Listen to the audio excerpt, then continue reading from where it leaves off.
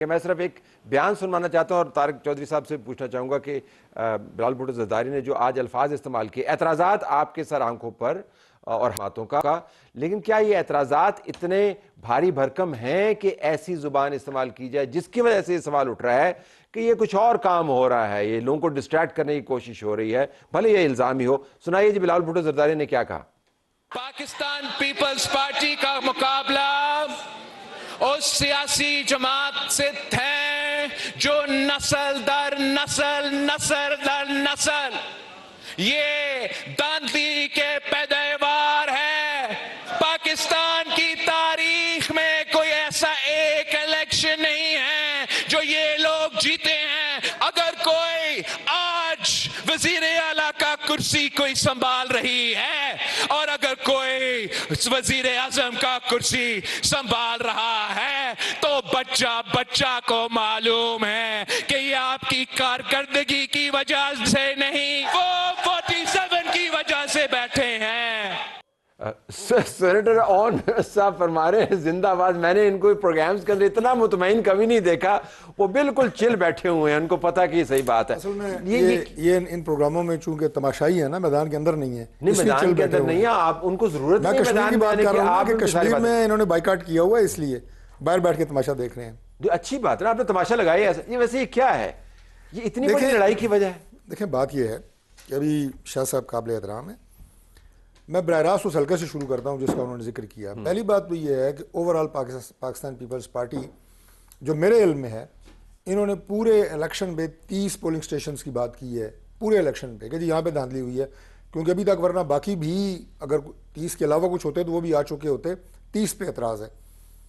2000 سے زائد polling stations تھے پورے ڈویژن میں جن پہ الیکشن ہوا جی، تو اب یہ 2% بھی نہیں بنتا جس پہ یہ الزام لگا رہے ہیں۔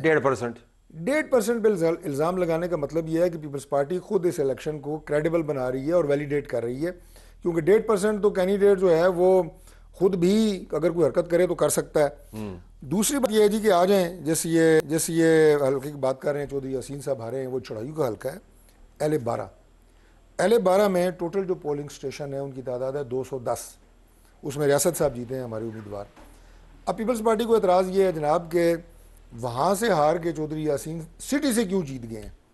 اپنے کینڈیڈیٹ کے جیتنے پہ بھی اعتراض ہے، اور اگر ہمارے جیت گئے ہیں ان کے آبائی حلقے سے، تو میں نے پہلے بھی ایک پروگرام میں شاہ صاحب کے ساتھ تھا، میں نے کہا سیاست میں تو یہ بات نہیں ہوتی، بڑے سینئر لوگ ہار جاتے ہیں، اب وہاں سے یہ کیوں ہارے گا؟ یہ مطلب تو نہیں کہ وہاں لازمت دھاندلی ہوئی ہے۔ تو یہ باتیں جو ہیں یہ میں نے ٹیکنیکل جواب آپ کو دیا ہے۔ پاکستان پیپلز پارٹی اصل میں یہ الیکشن جو کہ انتہائی صاف اور شفاف تھا اور کریڈیبل تھا، اس میں یہ الیکشن کمیشن کو زیر بار لا کے اسے دیوار سے لگانا چاہتے ہیں، انڈر پریشر کرنا چاہتے ہیں، اور اس سے اگلے جو 2 مرحلے ہیں ان میں یہ فائدہ اٹھانا چاہتے ہیں۔ ہمیں تو لگتا ہے آپ سب نے دونوں نے مل کے ساری قوم کو ٹرک کی بتی کے پیچھے لگایا ہوا۔ کیا یہ بحث ہم نے شروع کی ہے؟ نہیں، آپ جواب دیتے ہیں اس کا پھر بحث چلتی ہے۔ کیا پاکستان کا نمبر 1 ایشو اس وقت آزاد جموں و کشمیر کے انتخابات ہیں؟ Is that what the main issue is؟ یہ بتائیں کہ جو آپ نے کہا کہ آپ نے دونوں نے مل کے ایک الیکشن ہوا آزاد کشمیر کا پہلا مرحلہ، میرپور ڈویژن کے 13 کانسٹیچوئنسیز میں الیکشن ہوتے ہیں، ان کے اوپر سوالیہ نشان، اعتراضات اور پھر جو باتیں ہو رہی ہیں یہ ہم نے شروع کی ہیں۔ ہم نے تو نہیں شروع کی، ہم تو صرف ان کو جو 9 منسٹرز نے پریس کانفرنس کی ہے، جو الزامات آ رہے ہیں ان کا جواب دیا جا رہا ہے، اور اگر جو معاملات اب سندھ میں رہے ہیں پچھلے 17-18 سال سے، اگر ہم ان کی کہانی کھولنا شروع کر دیں، ہم نے کھولی، اس طرح ہم نے نہیں کھولی۔ جی ڈاکٹر صاحب، یہ ایشو ہے، نصرت صاحب کی بات آپ نے سنی، اور وہ کہہ رہے ہیں کہ ویسے یہ باتیں میں نے بھی سنی، بچے سے تو نہیں سنی اسلام آباد کے اندر، لیکن جی بی کے انتخابات سے پہلے یہ کافی بات پھیلی ہوئی تھی کہ طے ہو چکا ہے کہ جی بی میں حکومت کس کی بننی ہے اور کس کے ساتھ مل کے بننی ہے، اور آج آزاد جموں کشمیر میں کس کی حکومت بننی ہے اور کس کے ساتھ۔ دیکھیے نصرت صاحب نے جو بات کی ہے، ذرا پہلے میں اس کے اوپر آتا ہوں، یہ بالکل پوائنٹ آف کنسرن ہے، اور اگر آپ کل کی اور پرسوں کی، میں اپنی پارٹی کی طرف سے، اور میں بالکل اس میں بڑی لیڈنگ سٹیٹمنٹس تھی کل میری بھی مختلف میڈیا پہ اور سوشل میڈیا پہ بھی، اور میری سٹیٹمنٹ کا جو کرکس تھا وہ یہ تھا کہ ہم اپنے سیاسی مفادات کے لیے، میں دونوں پارٹیوں کو یہ بات کہہ رہا تھا، آزاد کشمیر کی جو وولٹائل اور ایک ٹربولنس کی سچویشن ہے، اس کا بہترین حل ایک آگے مضبوط، غیر متنازع اور مستحکم حکومت کا قیام ہے، اس کے لیے ہم اپنی سیاسی مفادات کے لیے الیکشن کو خواہ متنازع نہ بنائیں، جو کہ متنازع بنانے کی کوشش کی جا رہی ہے. بنے گا پھر بھی نہیں. اس کی وجہ یہ ہے کہ جو فیکٹس ہوتے ہیں وہ سامنے ہوتے ہیں. میں نے پہلے آپ کو کہا کہ وہاں پہ کسی کینڈیڈیٹ نے الزام نہیں لگایا. اگر میرے حلقے میں دھاندلی ہوگی تو سب سے پہلے ایز کینڈیڈیٹ میں شور عموماً کینڈیڈیٹ، اور وہ بلکہ پولنگ ایجنٹ سے شروع ہوتا ہے. پولنگ ایجنٹ سے شروع ہوگا اور رات مطلب صبح 11-12 بجے تک ہلکے میں شور مچ جاتا ہے جی فلاں جگہ کے اوپر دھاندلی ہو رہی ہے. الیکشن نتائج آنے کے 72 گھنٹے کے بعد اگر میری لیڈرشپ لاہور بیٹھ کے اسلام آباد کے حلقوں کے کمنٹ کر رہی ہوگی کہ دھاندلی ہوئی ہے اور ڈاکٹر صاحب خاموش بیٹھے ہیں، تو مطلب آپ سمجھ جائیں کہ یہ ایک پولیٹیکل سٹینس ہے اور پولیٹیکل بیانیہ ہوگا، حقائق سے اس کا کوئی تعلق نہیں ہوگا. یہ جو بات نصرت صاحب کے دوبارہ میں اس طرف آتا ہوں، وہاں پہ جو سچویشن ہے اس کے لیے ہم نے پچھلے سال بھی اکتوبر 2025 میں حل نکالنے کی کوشش کی اور نکال لیا تھا. اور پاکستان پیپلز پارٹی کے 2 سینئر لوگ ہمارے ساتھ تھے، ہم کو 3-4 وزراء گئے تھے، باقاعدہ معاہدہ کیا تھا 38 نکات پہ مشتمل، جس میں ریکارڈ میرے پاس ہے اور میں کئی دفعہ بتا چکا ہوں میڈیا پہ ڈیٹیل میں کہ 35 نکات ہم مکمل کر چکے ہیں. فاسٹ فارورڈ کر لیں آج اگر آپ نے حل کیا ہوتا تو آج یہ حالات نہ ہوتے. نہیں، ان 35 نکات پہ جو حل ہو چکے ہیں آج یہ حالات اس کی وجہ سے خراب نہیں ہیں. کس کی وجہ سے خراب؟ ایک نقطہ ہے کہ جناب 12 سیٹوں کو ختم کیا جائے مہاجرین کی. وہ 12 سیٹیں آزاد کشمیر کا جو آئین ہے وہ انہیں پروٹیکٹ کرتا ہے. اب بات اس سے بھی آگے چلی گئی ڈاکٹر صاحب. اچھا اب اس سے اچھا مجھے بات اس سے آگے چلی گئی. اب تو اتنا زیادہ اس کے اندر تشدد آ چکا ہے کہ اب آپ 12 سیٹوں کی صرف بات نہیں کر سکتے. تو اب آپ یہ فرما رہے ہیں کہ اس تنازع کے بعد جو پہلے حصے کے اوپر ہوا، جو حکومت بنے گی وہ مستحکم حکومت ہوگی. وہ تو ویسے ہی ہوگی جس کی صحت کے بارے میں یہ جو بیانات آ رہے ہیں نا اس الیکشن کے حوالے سے، یہ اس الیکشن کو متنازع بنانے کی کوشش ہو گئے متنازع. نہیں کوئی نہیں ہوئے، ہو گئے متنازع. جی دیکھیں، بالکل اس میں بہت سارے ایشوز ہوتے ہیں، اور لیکن آپ نے دیکھا کہ 26ویں آئین کو بہتر بنانے میں بھی پاکستان پیپلز پارٹی کا ہی عمل دخل رہا، اور میرے چیئرمین نے سب سے جا کے بات بھی کی اور جو اس میں بہت سخت شکیں تھیں ان کو نکلوایا.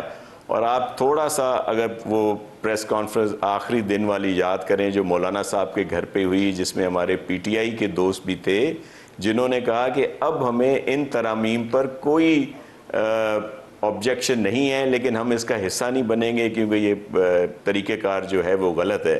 تو وہ بھی ترامیم اس نہج پہ لانے میں بھی پیپلز پارٹی نے ہی ترامیم جو ہے ان کی لیجٹمیسی نہیں ہے. اگر حکومت کی لیجٹمیسی نہیں ہے ناصر صاحب، آرگومنٹ یہ ہے.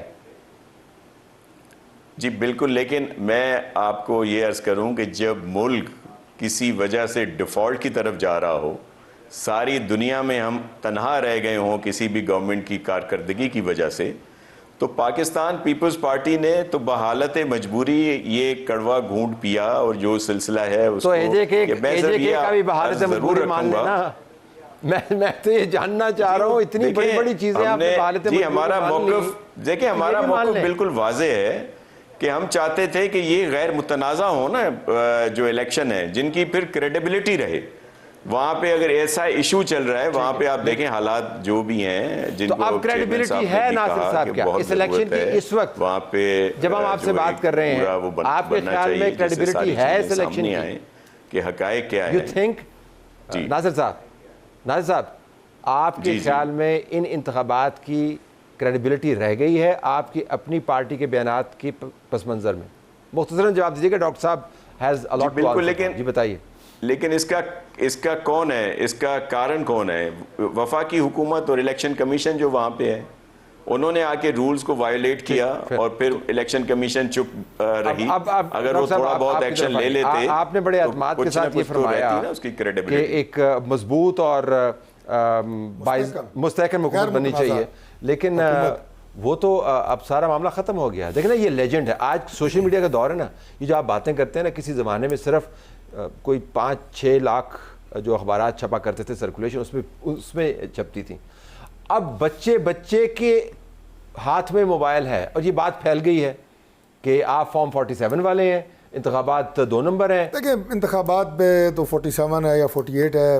پاکستان میں کون سا ایسا الیکشن ہے جس پہ الزامات نہیں لگے؟ اب میں بلاول صاحب کی بات کا براہ راست جواب دینا نہیں چاہتا، جواب ہیں، لیکن اس تلخی کو مزید بڑھانا اور تلخی نہیں رہے گی. یہ ایف آئی آپ نے درج کی ہے. سنیں نا، جو آپ جو بات کر رہے ہیں نا کہ پاکستان کے مسائل اور آزاد کشمیر کے مسائل اس سے بہت زیادہ گمبھیر ہیں، بالکل یہ بات بالکل ٹھیک ہے. اور اس میں اگر بیان بازی اور یہ چیزیں مزید جماعتوں کے اندر ڈیوائڈ لے کے آئیں گی تو اصل جو آپ کے ایشوز ہیں ان سے آپ کی توجہ ہٹتی ہے. ابھی جیسے آپ نے بات کی آزاد کشمیر کی, چلیں چونکہ زیادہ موضوع وہی آپ سے ڈسکس ہو رہا ہے 12 سیٹوں کی, تو مجھے اب یہ بتائیں اس 30 مئی کو بھی ہم نے جا کے ان سے ہاتھ جوڑے تھے کہ بیٹھ کے مذاکرات کے ذریعے اس مسئلے کو حل کریں, لیکن وہ تلے ہوئے تھے کہ ہم نے سڑکوں کے اوپر آ کے تشدد سے ہی یہ معاملہ حل کرنا ہے.